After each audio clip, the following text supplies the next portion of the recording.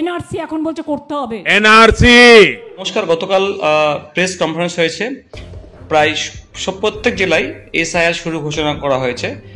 2002 থেকে 2004 সাল এই সময়কালে যে রাজ্যে এসআইআর হয়েছে সেই অনুযায়ী ভোটার তালিকায় নিজের অথবা বাবা মায়ের নাম থাকলেই হবে, এটা একটা কথা গেল। তো বাংলায় শুরু এসআইআর, ফ্রিজ হয়ে গেল ভোটার তালিকা। এবার তাহলে আর নাগরিকত্বের প্রমাণপত্র দেখাতে হবে না যদি আপনাদের 2002 থেকে 2004 সালের মধ্যে হয়ে থাকে। এই সময়কালে রাজ্যে এসআইআর হয়েছে, যে রাজ্যে হয়েছে সেই অনুযায়ী ভোটার তালিকায় নিজের অথবা বাবা মায়ের থাকলেই হবে। তাহলে আর নাগরিকত্বের কোনো প্রমাণ দেখাতে হবে না। বাংলার ক্ষেত্রে যেমন 2002 সালের তালিকা প্রযোজ্য রয়েছে, কিন্তু যদি সেই ইলেকটোরাল রুলে নাম না থাকে তখন দেখা হবে 2003 সালের খসড়া তালিকায় নাম আছে কি না।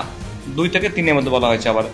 আর তারপর জানতে চাওয়া হবে এই সময় সংশ্লিষ্ট ব্যক্তি কোথায় ছিলেন এবং সেই ঠিকানা সহ অন্য প্রমাণপত্র দেখাতে হবে ভোটারকে। যেমন কেউ হয়তো বাড়ির থেকে হয়তো দিল্লি বা বোম্বে গিয়ে কাজ করতো, তার হয়তো সেখানে কোনো প্রমাণ নেই, কিন্তু তার সেখানকার প্রমাণ, যেখানে কোম্পানিতে কাজ করতো বা কোথাও কাজ করতো সেখানে থাকতো, সেই প্রমাণ দেখাতে পারলে সে কিন্তু ভারতীয় নাগরিক হয়ে যাবে। ঠিক আছে, অর্থাৎ 2003 সালের আগে সে যদি ভারতবর্ষে থাকে, জন্ম হয়ে থাকে বা কোথাও থাকে, তার কোনো প্রমাণ দেখাতে পারলে আপনি ভারতীয় নামে আপনার কোনো সমস্যা হবে না।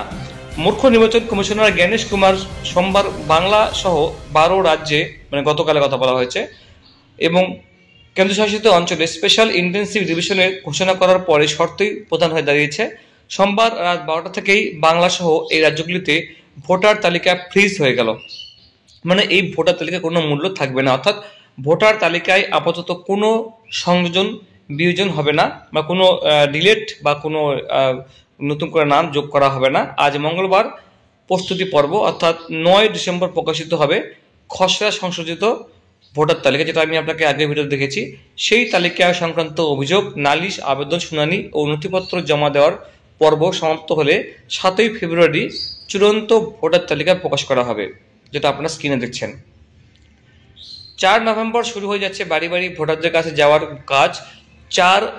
বুথ লেভেল অফিসাররা, মানে বিএলও, প্রতিটি পরিবারের কাছে গিয়ে ইনিমিনেশন ফর্ম দেবেন, মানে একটা ফর্ম আপনাকে বাড়ি বাড়ি এসে দেবেন। সেই আবেদনপত্র পূরণ করে স্বাক্ষরিত ফর্ম দিতে হবে বিএলওদের কাছে, মানে সেই ফর্মটা পূরণ করে আপনাকে বিএলওর কাছে জমা করতে হবে। ভোটার তালিকার অনলাইন লিঙ্ক খুলে যদি দেখা যায়, যখন খুলবে সেখানে সংশ্লিষ্ট ব্যক্তির নাম রয়েছে এবং সব তথ্য 2025 সালের মতো, তাহলে তৎক্ষণাৎ অনুমোদন দিয়ে দেবেন বিএলও।